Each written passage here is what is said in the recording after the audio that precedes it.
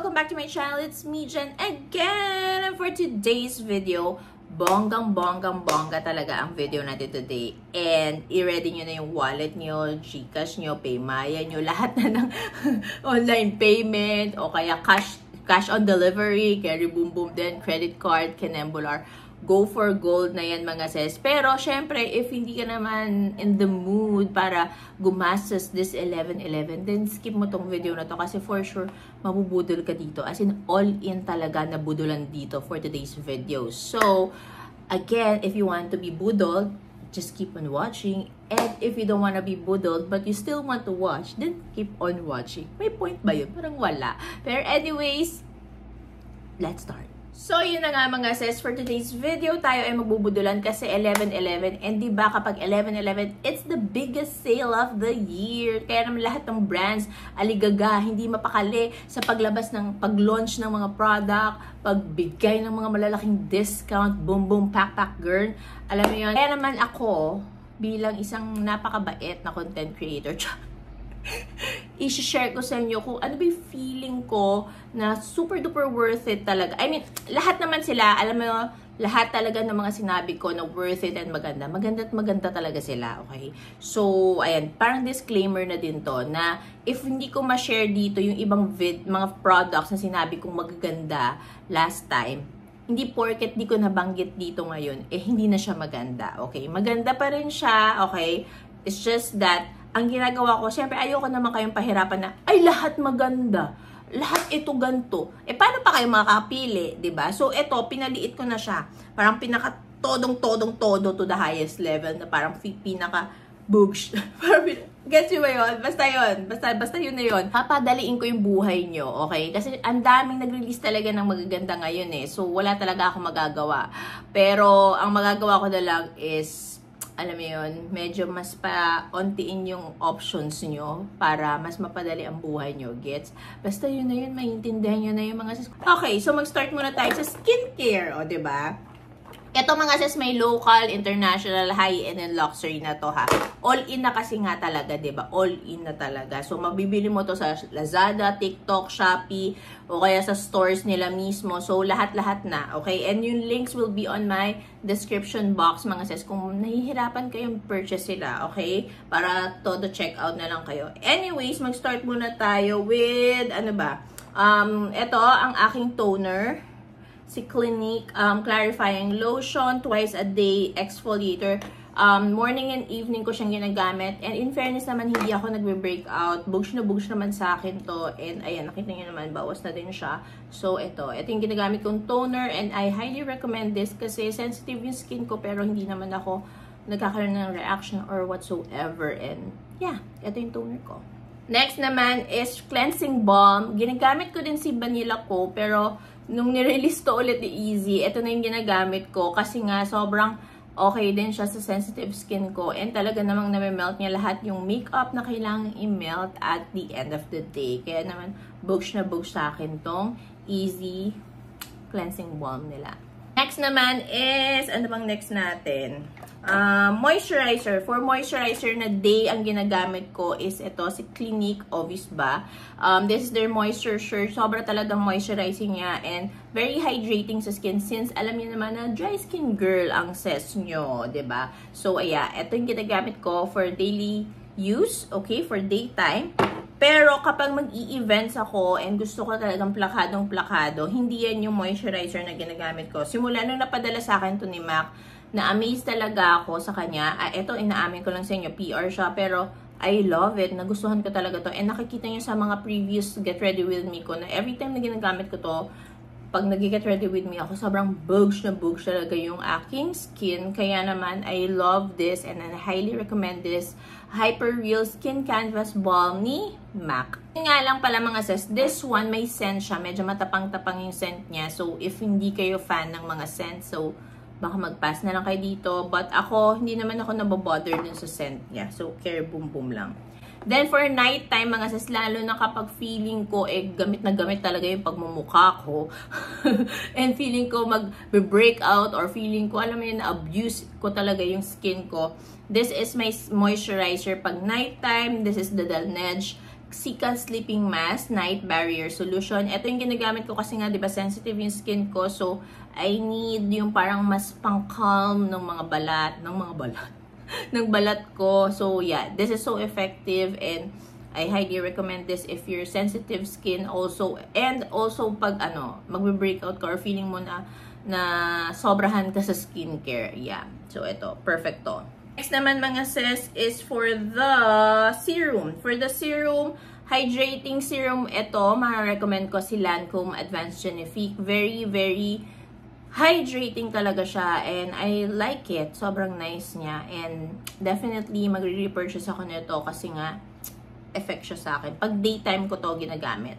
Next naman, for nighttime mga sis, ito talaga, OG na din naman talaga to. This is the Estee Lauder Advanced Night Repair. Very helpful to kapag gusto mo the next day talaga, blooming na blooming ka, plump na plump yung skin mo. Sabi ko sa'yo, ibibigay sa'yo ni Estee Lauder yon talaga naman. Kaya naman, Gorabels na kayo kasi alam ko, parang grabe yung sale nila for this one ngayong 11/11 mga sis. Tignan nyo. Then for the sunscreen naman, ang ginagamit ko is ito.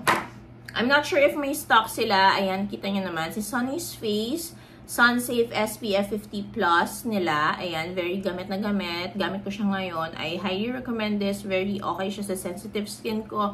Hindi siya nagkakaroon ng parang stinging effect sa mata kapag nalagay mo dito sa area na to. Okay na okay siya. And yeah, super nice sun protection. Then, pag nagta-travel naman, I use this Happy Skin or laging nasa kotse din to kasi nga mabilis lang siyang i-reapply. This is the Happy Skin Invisible Sunstick. Broad Spectrum SPF 50 na din to. And I like this. Dito na ako nagbe-breakout dyan. Then, last is this one. It's Skin Poem na sunscreen. Ito, very lightweight and talagang ang bilis lang ma-absorb sa skin mo. Bago lang to mga sa market and I highly recommend it kasi very nice, lightweight, no? Sa, walang siya, white cast. Sobrang nice din niya sa ilalim ng makeup. So, yeah, Skin Poem. Super nice. Then, primer. Isa lang primer ko talaga. Get Ready With Me. All About That Base. Makeup Prep Squad nila. Life Proof. Ito lang talaga yung ginagamit ko. Simula nang nirelease to. Ito na. Nakalimutan ko na yung e.l.f. Wala na. Ito na talaga siya. Ito na yun, mga sis. Siya lang nag-iisa. Wala na ako ma-recommend na ibang primer. Then, for the setting spray, malamang si Charlotte Tilbury naman forever yun. Kaso medyo mahihirapan kayo. But, they, nag-release na si Happy Skin. Sobrang nice na to. Gamit ko siya ngayon. It really makes your makeup last longer, long wearing. And, for this one, I suggest gamitin nyo siya pang everyday ganapers mo. And very refreshing din niya. Pero pag events to the highest level, I recommend Get Ready With Me. For an affordable and local brand. Sobrang alam niyo na to. Tatag talaga niya. But if international, besides kay Charlotte Tilbury, ito ngayon ko lang din siya nagamit. Yung MAC Fix Plus Stay Over. Very long lasting din yung makeup ko na ito. Hindi ka talaga mahuhulas din. So yeah, this one, I highly recommend. Nagamit ko siya siguro mga 3 weeks na. Boost siya. Next, for the base, ayan, medyo madami-dami tayo. Pero all-in na nga talaga to, diba? As in, parang year-end kinembular na to, ha? Bahala na kayo. So, kung may dumating man na bagong mga products, i-add on nyo na lang yon kung maganda, okay? Pero ito talagang na-tried and tested ko na silang lahat. Books talaga siya. Una, sasabihin ko na sa inyo, si Haus Labs, medyo mahirap siyang hanapin. Sa IG reseller ko siya nabili. Pero sobrang ganda nito. Kung may mabibilan kayo or mapagbibilan kayo sa abroad or whatever, sobrang nice ito. Haus Labs, Triclone Skin Tech Foundation nila. Shade ko dito, ang dami nagtatanong sa inyo, is 120 Light Warm. Sobrang match siya sa akin talaga. So, super nice na to. Then, another international is this one. Ito, bago-bago lang to, diba? Nagustuhan ko siya si Estee Lauder Futures Aqua Brilliance. Ito yung match talaga sa akin sa skin ko. Skin type ko, which is dry skin. Perfect talaga to sa akin. I love it. Dewy finish. Long wearing siya. And it has SPF 20 na din. Hindi siya marang white cast kapag nagpicture. Pang daytime to afternoon mo lang itong gagamitin. Huwag lang nighttime. Okay?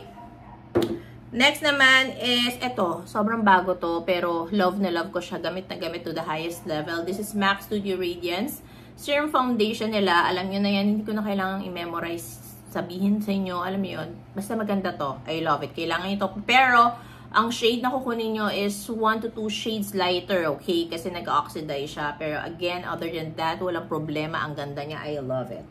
Next naman na high-end is from NARS. Ito talaga pang malakasan for events din to. This is their light reflecting foundation. I love it. Ang shade ko dito is Fiji. Kay MAC pala, ang shade ko is NC15. Doon sa shade, sa specific na foundation na yun ha. This one, ang shade ko is Fiji naman. Sobrang nice ito and long wearing. Sorry for the Estee Lauder pala. Ang shade ko is 2-in-1.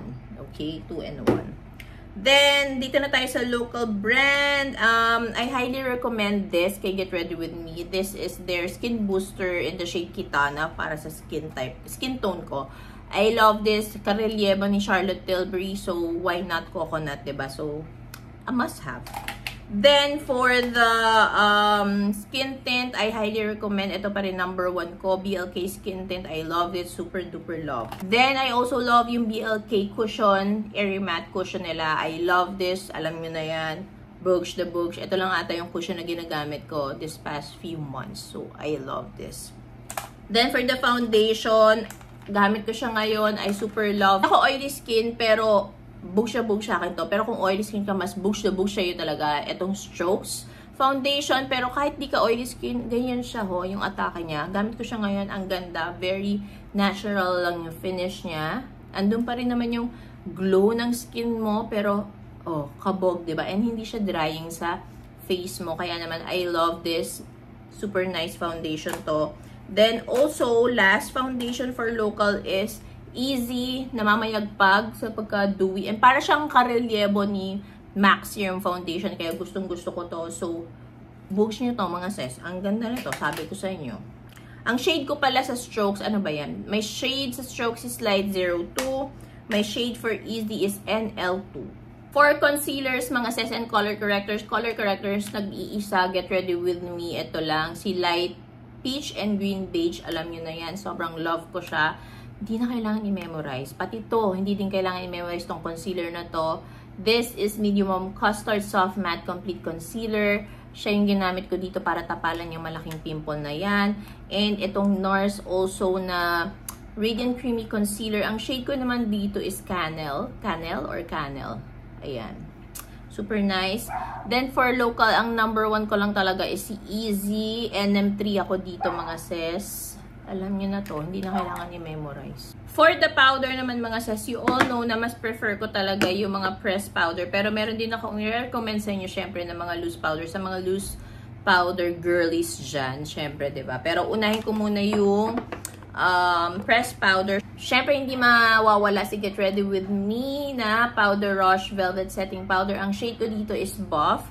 And then, dumagdag si Strokes na Flawless Veil Finishing Powder. I'm in the shade Banana naman. Dito super love din. And last but definitely not the least na pressed powder na nagustuhan ko is itong si Easy na True Flex Perfecting Powder. I'm in the shade Fair to Light Skin. Okay. Fair to Light shade. Okay. I super love these powders kasi nga talagang andun yung all in na sila ha. Andun yung tawag dito parang blurring, smoothening effect. Kaya nagustuhan ko sila. And alam mo yun, halos dikit sila ng effect ni Charlotte Tilbury. Kaya nagugustuhan ko sila. And kapag tumatagal siya sa mukha ko, hindi siya yung nagkikiki, hindi siya nagiging drying. Kaya itong tatlong products na to, I like it as a pressed powder talaga. Finishing powder. For the loose powder, sobrang happy ko talaga na na-release ulit to ni Easy kasi gustong-gusto ko talaga tong translucent finishing powder nila. Very, very Fenty yung datingan. I love this. I highly recommend this. Also, if gusto mo ng brightening atake dito, then go for Strokes naman. Perfect Veil Setting Powder in the shade Rose. Grabe lang talaga pag gusto mong brightening effect dito. Bush to. Ito yung pink nila.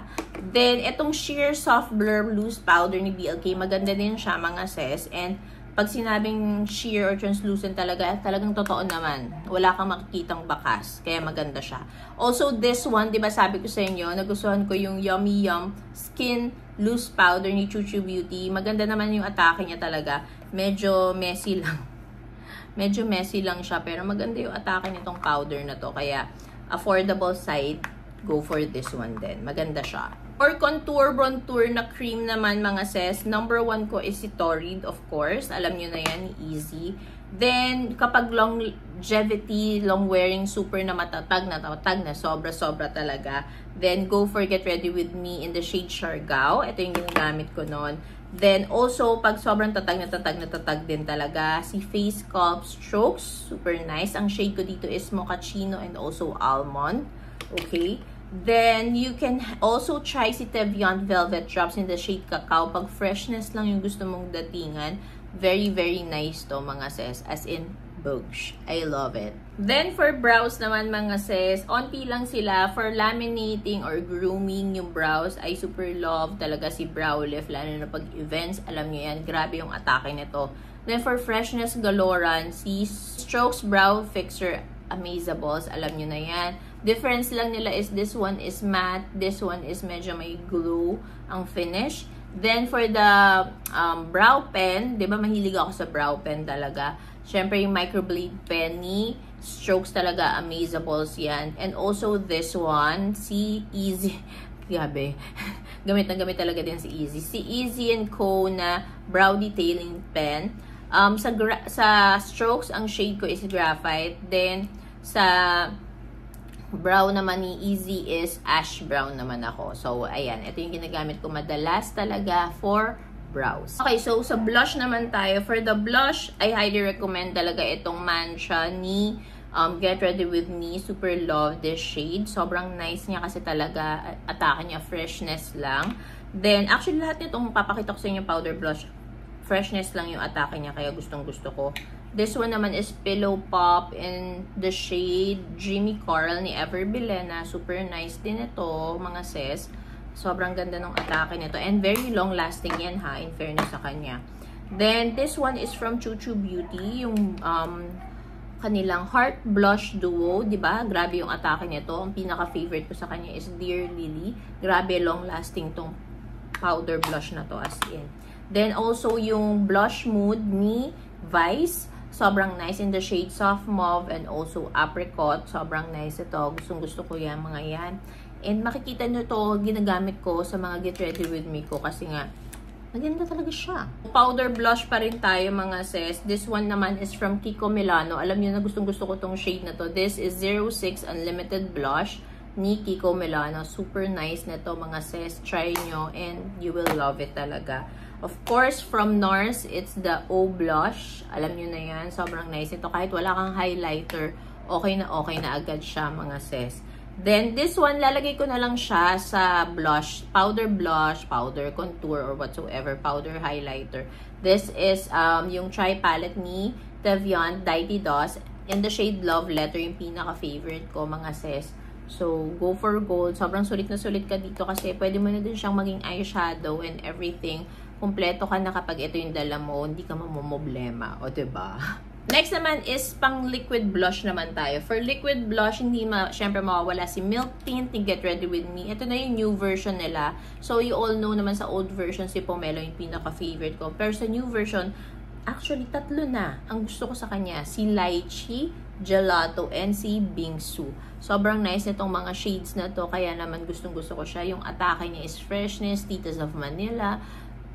Long lasting pa, mga sis. Kaya naman Bogue na Bogue sa akin to. And of course, ito bago lang ni Vice. Sobrang nice na to. Gustong-gusto ko tong shade na to. Always fresh. Sobrang long wearing din niya. And fresh lang yung atake niya. As in, hindi ka masyado mag-e-effort. Ang ganda mo na agad.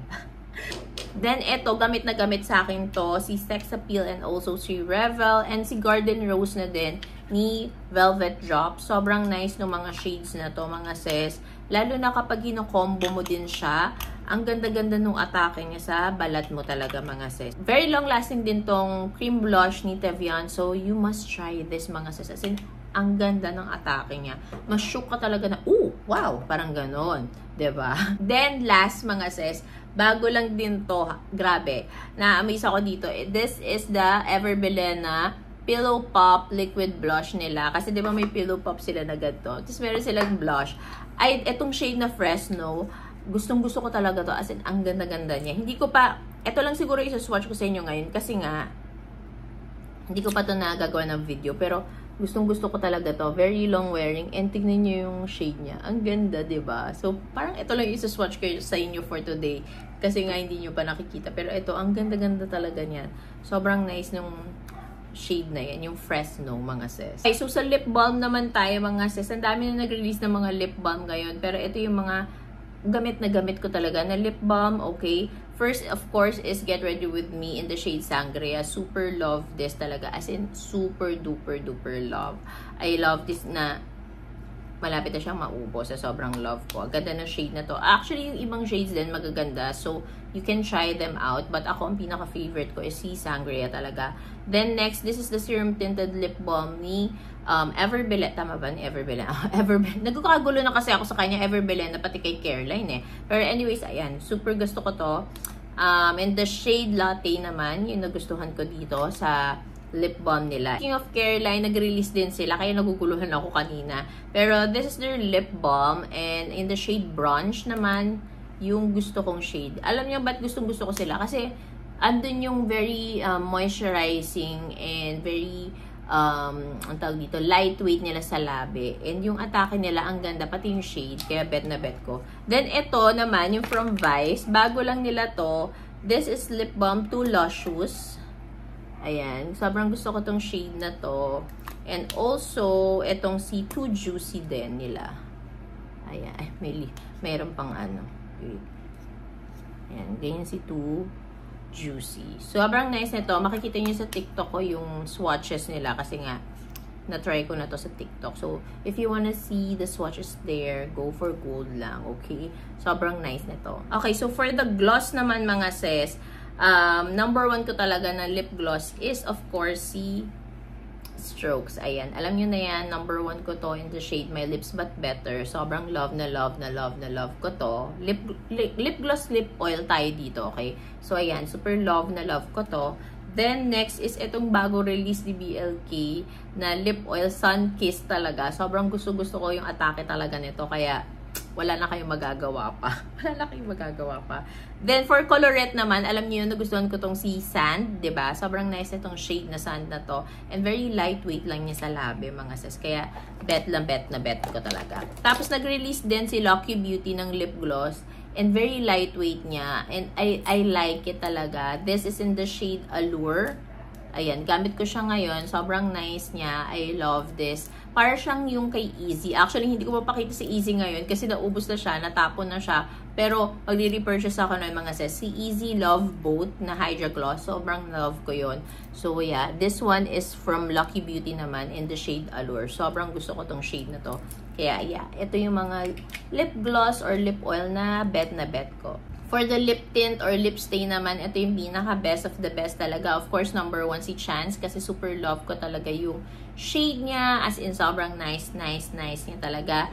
Then, it's from BLK naman. It's their Airy Matte Tint in the shade Femme. Super nice na to. I love this also. Then, Get Ready With Me Tinted Lip Glaze in the shade 24/7. Super love this, mga sis. Ito pinaka-long lasting sa kanilang lahat. As in, ito yung pinaka-matagal talaga and matatag. Then, next is this one from Peri Pera in the shade 06 naman to, mga sis. Ayan, Water Bear nila. Peri Pera. Diba? Gandang-ganda ako dito. Super nice kasi talaga niya. I super love it. Next naman for the bullet lipstick, mga sis. Ito, syempre super nice talaga nito. Yung packaging lang niya yung medyo madumi talaga. Madumihin pa. So, si Get Ready With Me lipstick in the shade Berry Pepper. Super nice itong shade na to. I love it. Napoknatan ko pa sa sobrang ganda. Pero yeah, I like this shade. Then, ito bago to ni Absidy. Ay, hinako. Ang ganda-ganda nito in the shade Orchid. Parang medyo dikit sila ni Berry Pepper ni Get Ready With Me. Kaya sobrang nice nito. Then, this one is Spanish Latte. Super nice din ito. Ito yung isa sa mga favorite ko. Nude-nude yan. And grabe ang sosyalin ng packaging niya. Ang lakas ng atake niya talaga. Makasosyal. Then, ito. Grabe ito, mga sis. Itong Teviant Lip Spell nila. It's 95 pesos ngayong 11/11. So, Gora Bells na kayo. Very nice niya. Ito yung shade na Libra. Ayan. Ang ganda-ganda din. Then, itong si Queen Peach din, maganda. Pero ang pinaka-favorite ko, nasa baba. Gamit ko kasi siya, si Elizabeth. Sobrang nice niya. Yun yung gamit ko dun sa Hada Labo na event na tinatanong nyo, ano yung magandang medyo peachy nude na lippy ko doon. Elizabeth yun mga sis. And it's 99 pesos lang. This 11.11. So girl, bells na kayo. Tama ko na lang din pala itong mga sis dun sa lip bullet. Kasi nga wala akong mapaglagyan nito. Pero ito yung lip cloud ni Dreamy Lip Cloud ni Lucky Beauty. And it's in the shade Adore. Ito yung nasa ilalim ng gloss nila. Sobrang nice din ito. And I love this. Tapos for the eyeliner mga sis, ito lang talaga yung ginagamit ko lagi. Si Vice Co. Ayan, itong dalawang shade na to. Pero mas madalas itong brown yung ginagamit ko. Espresso yung shade niya. Pero pag mahilig ka sa black din, itong jet black na lang. Sobrang pino kasi talaga nung, ano na to. Tingnan nyo. Ayun o, sobrang nipis. Diba, Bruges? So, yeah, I like this so much. And also, mga sis, habol ko lang, I like this also pala. Gamit na gamit ko to. Itong polish na curler nila, yung bago, yung Supreme. Sobrang nice na to. I love it. For the mascara, isa lang din naman yung ma-recommend ko sa inyo. Si Get Ready With Me. Gamit ko din siya ngayon. Yan talaga yung hindi nagbibigay ng panda eye sa akin. So, yeah. Parang yun lang ata yung mga mabubudol ko for makeup eh. Tama ba? Yun lang. So, again, mga sis, disclaimer, napatapos na disclaimer pa rin.